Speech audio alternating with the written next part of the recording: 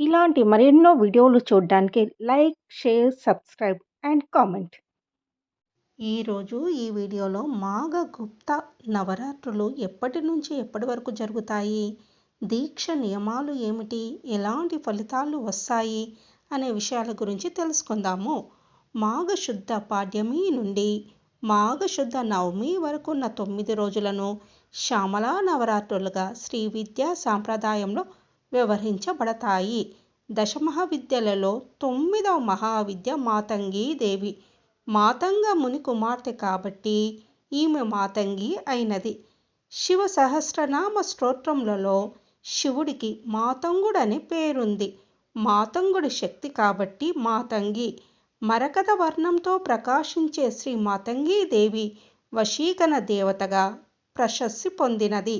శ్రీ మాతంగి దేవికి వైశాఖ మాసము శుక్లపక్ష తృతీయా తిథి ప్రీతికరమైనది.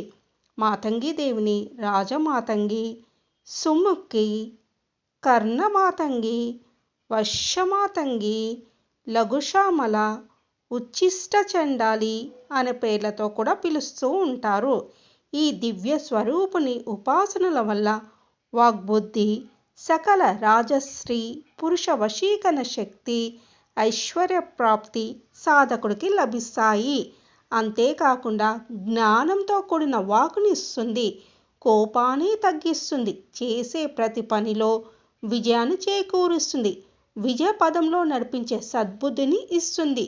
ఇంట్లో పిల్లలు సరిగా చదవకపోయినా, పిల్లలకు మాటలు సరిగా రాకపోయినా, బుద్ధి మాంద్యవం ఉన్నా, మతిమరుపు ఉన్నా, అలాగే వయసు వచ్చిన వారికి వివాహం కాకపోయినా, వివాహ సంబంధాలు చెడిపోతున్నా, వివాహం అయిన వాళ్లకు దాంపత్య జీవితంలో భేదాభిప్రాయాలు వచ్చినా, చక్కటి సత్సంతానం కావాలన్నా, ఉన్నత విద్య అభ్యసించాలన్నా, విద్యాభ్యాసం అయిన తర్వాత మంచి ఉద్యోగం రావాలన్నా, ఉద్యోగంలో ఉన్నవారికి పదోన్నతి రావాలన్నా, వ్యాపారాలు సజావుగా సాగాలంటే, వ్యాపారంలో అభివృద్ధి కావాలంటే, సంగీత సాహిత్య కళారంగాలలో విజయం సాధించాలన్నా, ఒక మంచి జ్యోతిష్కుడు కావాలన్నా కూడా ఈ రాజశ్యామల ఆరాధన చేయాలి.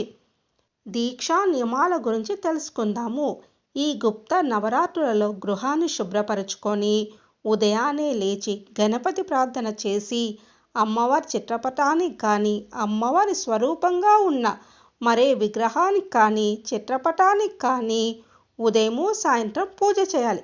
అవకాశం ఉన్నవారు ఎరుపు, ఆకుపచ్చ దీక్షా వస్త్రాలు ధరించాలి. ఈ 9 రోజులు సాత్వికాహారం తీసుకోవాలి. చెప్పులు వేసుకోవద్దు. నేల మీద చాప వేసుకొని పడుకోవాలి.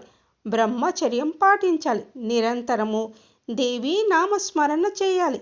అవకాశం ఉన్నవారు శ్యామల హృదయం, కవచ స్తోత్రం, దండకం ఇవి కుదరకపోతే షోడశ నామాలు అయినా చదవాలి. అమ్మవారిని కుంకుమతో పూజ చేసి, దీపం వెలిగించి ధూపం చూయించాలి. మీరు తినడానికి చేసుకున్న పదార్థాలు, అమ్మా ఇవాళ ఇవి మాకు ఇచ్చావు, ఇది నీ దయ అని భావించి అమ్మకు చూపాలి. చేసిన తప్పులు, తెలియక చేసిన తప్పులకు క్షమించమని అడగాలి. మీ మనసులో కోరిక చెప్పండి. మీరు వివాహితులైతే మీ భర్త కాళ్ళకి నమస్కారం పెట్టండి. ఇది చెయ్యకపోతే అమ్మవారు కనీసం తల తిప్పి కూడా మిమ్మల్ని చూడరు. వివాహం కాకపోతే తల్లికి, తండ్రికి నమస్కారం చేయాలి. కానీ కాస్త శుభ్రత పాటించాలి. ముట్లు, మైల దోషాలు లేకుండా చూసుకోవాలి. ఆమె అనుగ్రహం ఎంత బాగుంటుందో ఆ గ్రహం అంత భయంకరంగా ఉంటుంది. అడిగిన ప్రశ్నలకి కలలో కనిపించే సమాధానం చెప్తుంది. లలితా సహస్రనామాలు చదవకపోవడం మంచిది.